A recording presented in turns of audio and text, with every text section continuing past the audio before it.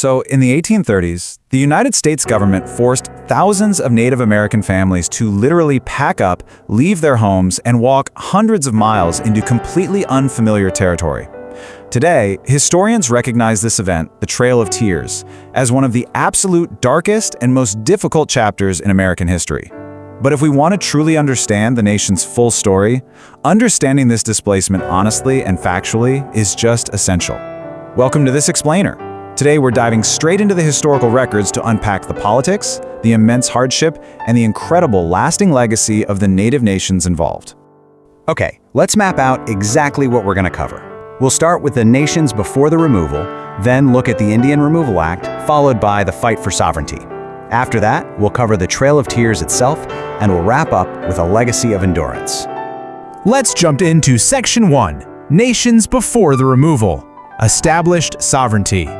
It's absolutely critical to start our story by looking at the context of what was already there before the tragedy unfolded. By the early 1800s, you had several distinct, highly settled Native American nations in the Southeast. We're talking about the Cherokee, the Muscogee, who are also known as the Creek, the Choctaw, the Chickasaw, and the Seminole. And to be clear, these were not temporary camps. These were well-established, deeply rooted communities spread right across present-day Georgia, Alabama, Tennessee, and the surrounding states. And historians are super clear about just how organized these societies were. These nations were highly sophisticated. They had their own structured governments, formal written laws, thriving agricultural systems, complex diplomacy, and really deep cultural institutions. And this brilliantly illustrates the kind of intellectual achievement we're talking about. A Cherokee scholar named Sequoyah actually created an entire formal written language system from scratch for the Cherokee Nation. It was a massive linguistic achievement. It literally allowed the Cherokee people to publish their own newspapers and formally write down their legal codes. But despite all this established civilization, growing numbers of American settlers were aggressively pushing for access to their land. Which brings us to Section 2, the Indian Removal Act, Legal Mechanisms of Displacement. Let's look at how this actually played out, because they didn't just lose their land by accident. It was a very deliberate legal process. The pressure from settlers completely skyrocketed when gold was discovered on Cherokee territory in Georgia in 1828. Just 2 years later, in 1830, Congress passed the Indian Removal Act. By 1832, we hit a major Supreme Court case, Worcester v. Georgia, which we'll dive into in a second. And ultimately, this whole timeline builds up to the forced Cherokee removal of 1838 and 1839. It was a rapid, systemic escalation. Now, if you read the Indian Removal Act of 1830, which was signed by President Andrew Jackson, you really have to contrast how the government framed it versus what actually happened on the ground.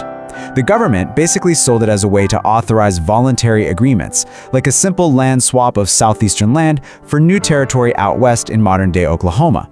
But the historical reality? It was completely different.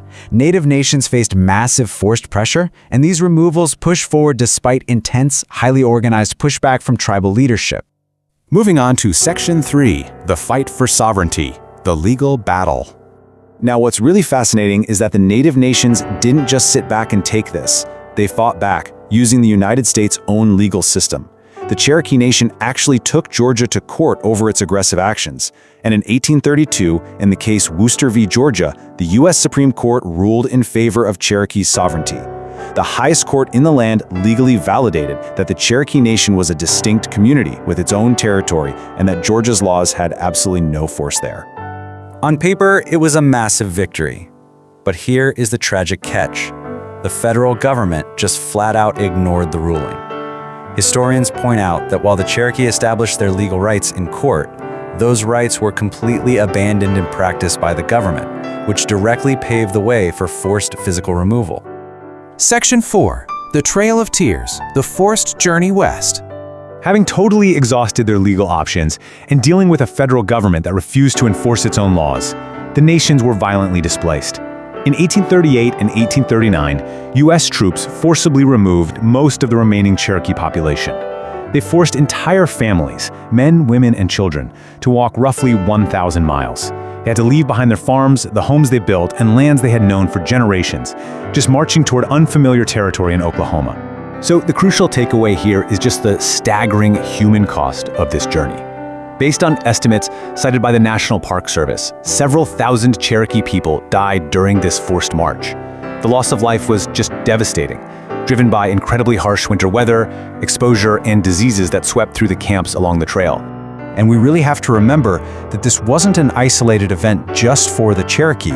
It was a shared tragedy. The Muscogee, the Choctaw, the Chickasaw, and the Seminole nations were all forced through their own brutal removals during this exact same period. It was literally a systemic displacement of the major native nations of the Southeast, causing widespread suffering and a cultural impact that lasted generations. Finally, Section 5, a legacy of endurance, survival, and continuity. Because, while this is undeniably a story of profound loss, it is also fundamentally an incredible story of survival. The nations forced to relocate didn't just give up. Almost immediately, they started rebuilding. They rebuilt their communities, their schools, and their governments from the ground up in Indian Territory. And today, the descendants of the people who survived the Trail of Tears continue to maintain vibrant, sovereign governments and distinct cultures. They didn't just survive, they endured. Today, institutions like the National Park Service preserve and recognize the Trail of Tears as a national historic trail. It's a vital part of how we educate people on the treatment of Native American nations during this era. Preserving this history ensures that both the memory of those who were lost and the incredible resilience of those who rebuilt are permanently woven into America's story. But you know, the Trail of Tears wasn't just an end point. It actually set a massive precedent. It represented a huge shift of Native populations out west, driven by a rapidly expanding United States. Which leaves us with a really compelling question as we wrap up this explainer. As the U.S. kept pushing